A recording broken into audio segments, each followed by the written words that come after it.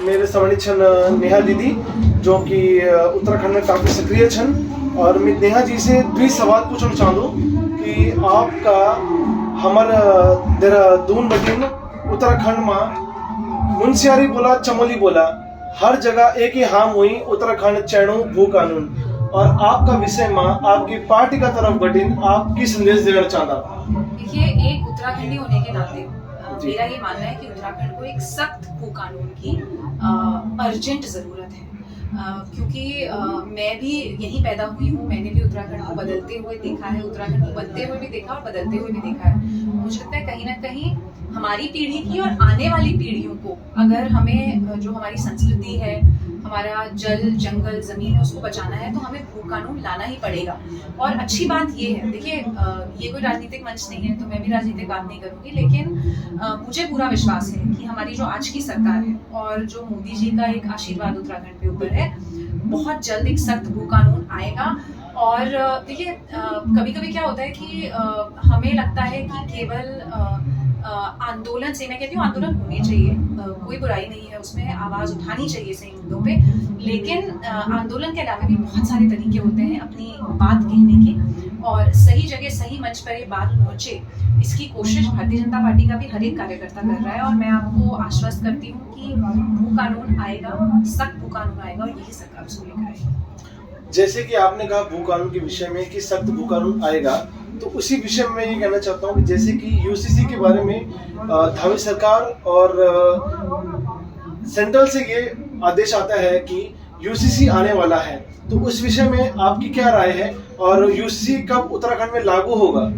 देखिए, समान नागरिक संहिता तो हमें हमारे मैनिफेस्टो का भी हिस्सा रहा है भारतीय जनता पार्टी के, और उत्तराखंड पहला प्रदेश है जो यूसीसी लागू करने वाला है। तो जितना मेरा अनुमान है, देखिए मैं सरकार नहीं हूँ तो मैं अधिकृत रूप से तो नहीं कह सकती, लेकिन जितना मुझे पता है कि अभी जो ये हमारा विधानसभा का सत्र फरवरी में आहूत किया गया है, उसमें पूरी संभावना है कि उत्तराखंड एक यूनिफॉर्म सिविल कोड पास करेगा। ग्रेट। इसी विषय में मैं आगे बढ़ते हुए ये आपसे कहना चाहता हूँ, जैसे कि आप प्रदेश के विषय में काफी जागरूक हैं और आप मसूरी से, आप जैसे मेरे भाई जागरूक हैं इसलिए मैं भी जागरूक हूँ। नहीं दीदी, आपके विषय में हम क्या ही कहें, आप हमसे बहुत पहले से जुड़े हुए हैं, ठीक है, और आपके नेतृत्व में हम काफी कार्य करते हैं, ऐसी कोई दिक्कत नहीं है। जैसे कि आप बताइए। हाँ जी, तो जैसे विषय में ये चालू है, आप अगर अंकिता भंडारी के केस में अगर देखना चाहें कि अंकिता भंडारी के केस में काफी लोग भाग ले रहे हैं, आप देखना चाहें जैसे कि श्रीनगर में जाम किया गया,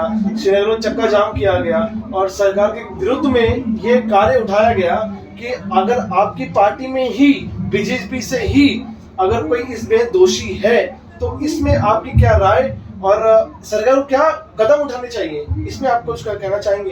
देखिए, पहले तो जो अपराधी होता है वो अपराधी होता है। Okay. ना मैं उसकी जाति पे बात करूंगी, ना मैं उसके धर्म पे बात करूंगी, ना मैं वो किस पार्टी से हूँ। अगर वो भारतीय जनता पार्टी में था तो भारतीय जनता पार्टी ने तुरंत उनकी सदस्यता भंग करी, और आज वो कोई कार्यकर्ता के रूप में मैं उनको नहीं देखती, मैं देखती हूँ एक अपराधी के रूप में। और अपराधी का जो हश्र होना चाहिए, आज वो जेल में है, बेल भी उनको नहीं मिली, सरकार पूरे जोर के साथ उस केस को आर्ग्यू कर रही है कोर्ट में, और मुझे पूरा विश्वास है कि उनको आने वाले समय में भी बेल बिल्कुल नहीं मिलने वाली है, और एक निर्णायक उस तक ये केस आगे जल्दी पहुंचे, इसकी आपको मुझे हम सबको उम्मीद है कि हमारी एक बहन जिसके साथ इस तरीके की घटना हुई, तो एक ऐसी नजीर, बल्कि मैं तो कहूंगी कि कोर्ट पेश करे इस केस में कि आने वाले समय में अंकिता भंडारी आज घर घर में एक नाम बन चुका है। तो मैं आशा करती हूँ कि हमारे कोर्ट भी एक ऐसा निर्णय देंगे इस केस में कि आने वाले समय में किसी और बेटी को ये दिन ना देखना पड़े। बहुत बहुत धन्यवाद दीदी जी। सेकंड क्वेश्चन मेरे लिए, आपके लास्ट क्वेश्चन आपके मैं कहना चाहूँगा, जैसे कि अगर आप इस मुंबई में आए हैं, हमारे फंक्शन में आए हैं, उत्तराखंड महोत्सव में आए हैं, मुंबई में आकर आपको कैसा लग रहा है? आप कुछ इस विषय में कुछ कहना चाहेंगे?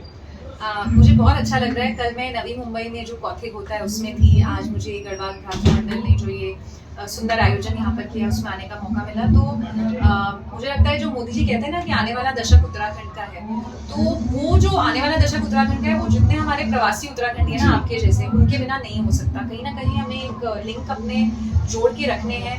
आपका जो एक्सपीरियंस है, आपकी जो नॉलेज है, उसको उत्तराखंड में हम कैसे वापस इस्तेमाल कर सकते हैं, वहाँ के लोगों को आपके जो नेटवर्क है, आपका जो काम है, उससे कैसे लिंक कर सकते हैं। हमें ये सिनर्जी ढूंढनी है, हमें ये रास्ते ढूंढने हैं और मिलकर काम करना है। तो ऐसे आयोजन बहुत अच्छे होते हैं क्योंकि सबको मिलने का मौका मिलता है और कहीं ना कहीं जो अपनी संस्कृति से आने वाली जनरेशन, आज मैं देख रही हूँ कि छोटे छोटे बच्चे हैं सब जो शायद यहीं पैदा हुए मुंबई में, वो भी आज किशन महिपाल जी और अमित सागर जी इन सबके गाने सुन रहे हैं। तो निश्चित ही संस्कृति आगे बढ़ेगी तो ही हम आगे बढ़ सकते हैं। बिल्कुल बिल्कुल दीदी, बहुत बहुत धन्यवाद और हमसे 2 मिनट आपसे आर्ग्यू करने का और बात करने का बहुत बहुत धन्यवाद। बस